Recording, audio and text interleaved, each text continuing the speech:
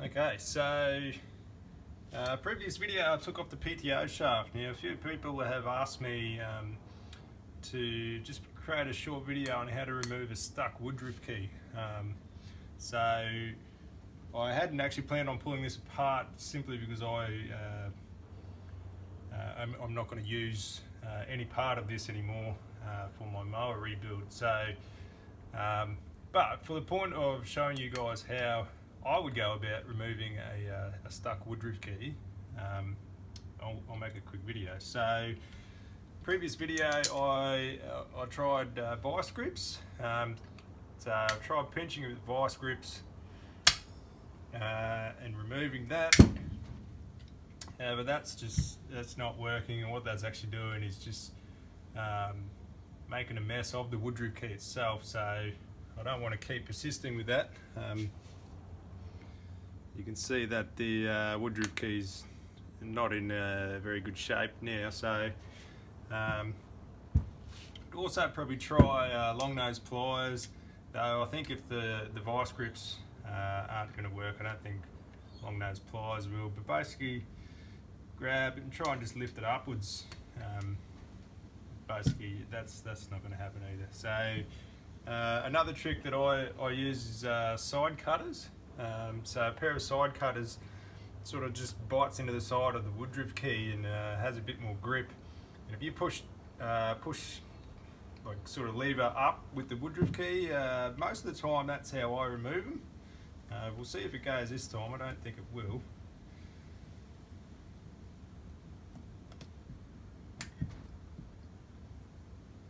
No, so that's also not working.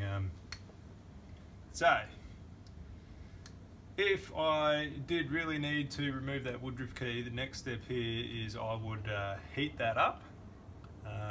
So I'd just heat that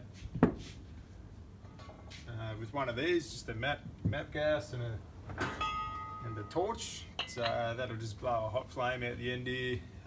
Heat the Woodruff key up. Once that gets to a certain temperature, it would actually probably release quite easily. And I'd probably just pinch it with my side cutters and pull that out. So we'll definitely give that a go. Before I do that, I'm going to try and remove everything off this.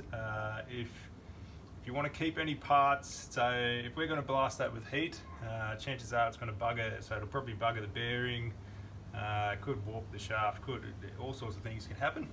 So this bearing housing here, I wouldn't mind actually keeping. I don't think there's anything wrong with it. So I'm going to try and just knock the shaft downwards, and the bearing will come out of the bearing housing.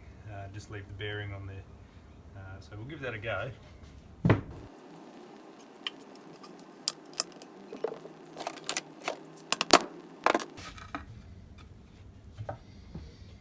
Okay, so just like that, the bearing housings come off. So I'll slide that off the other end of the shaft.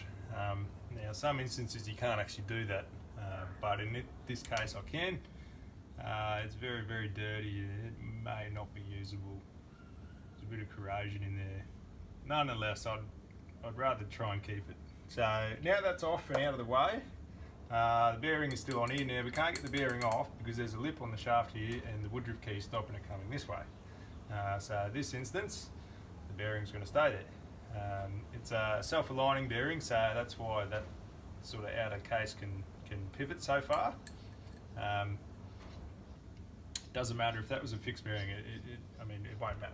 So we'll put this in the vise, we'll heat it up, and we'll see how we go. Alright, so we're over at the vise. We're just going to whack that in the vise now. If I was wanting to reuse this, I'd probably put some blocks or something in there just to protect the shaft. I don't actually want to reuse it, so I'm just going to whack it straight in there. I think a lot of people probably want to see this simply because they don't know how much to heat that up with. So you're going to want to heat that considerably. It'll be borderline glowing red before it's sort of going to release. And also when you do it, there'll be oil and stuff there, which will catch fire. So anyway, watch along. We'll see.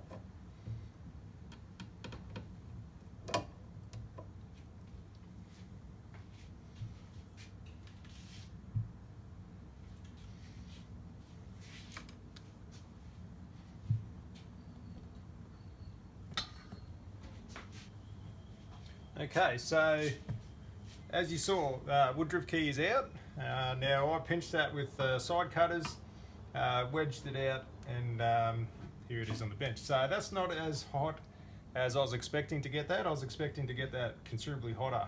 However, you just got to keep testing it, I suppose. Eventually it'll give way and you'll get it out. So that's how that's done. If I was to be using that bearing there, I mean, I'm not going to touch it because it's very hot, but the bearing should slide off the end there, and then you'd have your PTO shaft to be used. So I'd probably just let that cool down considerably by itself, and then pull the bearing off.